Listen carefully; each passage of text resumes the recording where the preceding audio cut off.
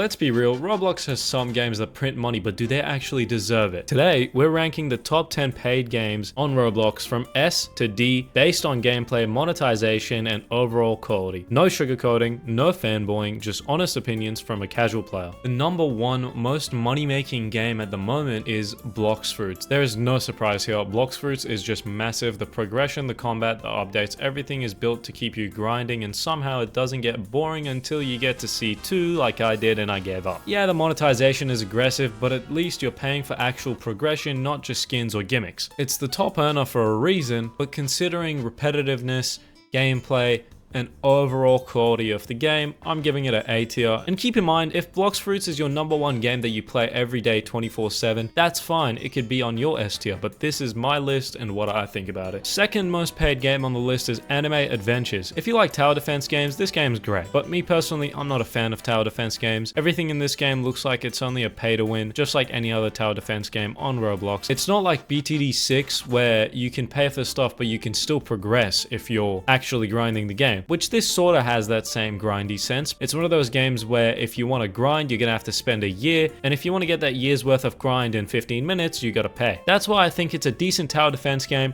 but it is a bit of a cash grab. Number third on the list is Rivals. This one is for the PvP addicts. I love this game personally. It's got solid combat mechanics and high skill ceiling, and there's also skill-based matchmaking and a ranked system in it as well, which makes it one of the actually better competitive games on Roblox. There is a lot of paid features within the game, but you can also unlock a lot of the stuff within just grinding a lot and spending time in the game. I haven't spent too many hours on this game, and I've genuinely had so much fun even playing against some of the better people in the game, because majority of the weaponry is balanced, obviously, unless if you go and spend a lot of money. Personally, I'm putting it in an A tier. It's a good game, but because of the fact that buying good weaponry is so easy, it makes it sort of hard for new people to get into it, especially when they don't have the skill for it. Number 4 on the list, this is actually a brand new game, Blue Lock Rivals, which is crazy because this game actually only came out in November of last year. This game is actually fun, especially if you're into Blue Lock. The movement is fluid, there's mechanics and there's tech to it, and it's got that arcade sports feel that keeps you coming back. It's still got some balancing and server and lag issues, but these are things that the devs are actively working on every week to make better and better, with consistent updates, with even content updates, not just patching bugs and taking care of exploits, which you'd think I put this game in A because of the fact that it has those cons, but because of the fact that the devs are actively trying to improve the game, I'm actually putting this in an S. It is a must-play game, especially if you're into Blue Lock, soccer, and any sports games in general. Number 5 on the list is Fish. It's like a meme game that somehow makes a ton of money. I get the appeal. It's definitely addicting once you get into it, but if you really don't like sitting around and just tapping buttons and waiting to catch fish and having to start out with a flimsy rod and moving your way up one by one, it's more of a game where you mess around for an hour and you never touch it again unless if you crave it again. But the mechanics is not exactly that deep. There's not much to the game, so I'm putting it in a B tier. The Pet Sim series is basically a money printing machine directed at kids under the age of 13. And Pet Simulator 99 is no different whatsoever. If you like collecting stuff and watching numbers go up, it's great. There is no actual gameplay depth,